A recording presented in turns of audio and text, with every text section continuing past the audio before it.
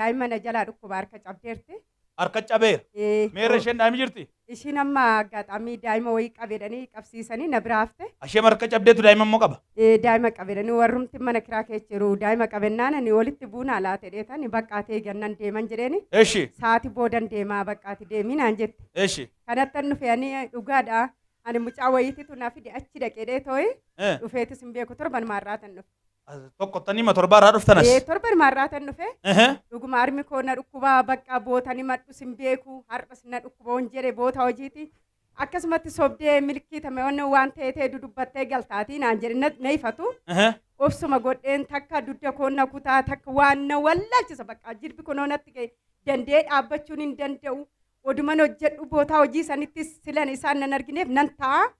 Oduman taa'uun hojjedhe immoo yaa Waaqayyo situ beekaa gabuun bulaaree oduman ati odoo situ watawwatu waaqan qaba odoon jedhu naqaanechitaa oduman jedhu torbanarraa koottennaan ka'ee dhufe.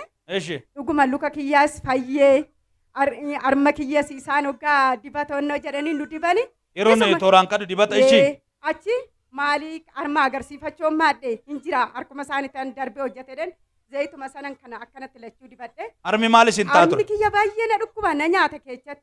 Asiin namni dhibamee harma muramee hin jira. Yaa Waaqi daa'ima kanarraa murame nan du'aan hin jiraadhu hin jira. Ati akka feete na godhi. Ani immoo muramu dheetumaan isumatti ani iyyaa jira. Dhuguma akkuma qabadhetti kiroo armi koo amma nagaa ture. Hiitaa ture armi? Hiitee bakka na nyaata dandee akkanatti hin tuqu dingeetumarree waan tuqe na dhukkuba keessa kooti. Eeshi. Achi na nyaata bakka achumaanas zayitii garanas dibadheen harkuma kanaan zim jedheen taa'ee. Oggasuma keessa koo akkan hin deddeemanatti fakkaata. Har'a fayyeen galaan fayyinaan dhufan dhufeen mucoo kiyya bichaa mootanis fayyeen galan jedhe. Kinoo ergasii harmi koo fayyaa dhagni koo fayyaa ergasii irriiba gaarree rafeen bulee. Sadibee kaanserii rukutu Yesuusin galata jabaasaa ilillee jabaa fidaa fi Yesuusin. Maaltu cabse daa'ima keessan? Daa'ima kiyyaa ganna keessa bakka xiqqoo ishii rakkinni wayii sila jiruuf obboleetti biratti ol ergeen. Achi bishaan buutee kufetti onnoon irra oole dhakaan fi ani jarkaan baattu irra oole cabdeena jala. Cabdeenatti nimnee dhoksanii gaafanii deemu akkas taateedhan.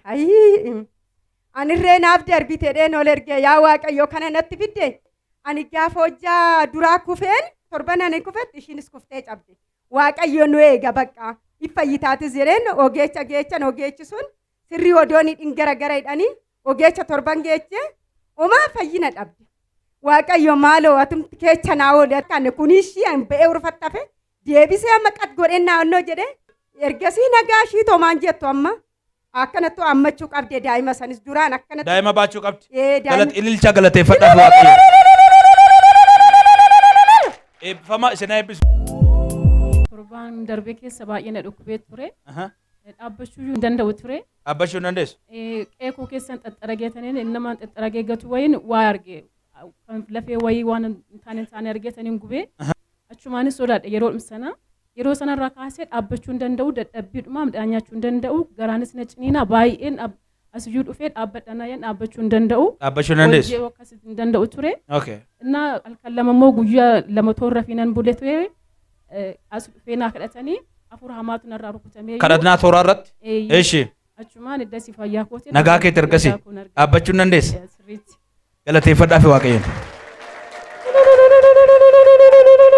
Eebbifamii nagaadhaan deebi fayyinni kee fiixana ba'u.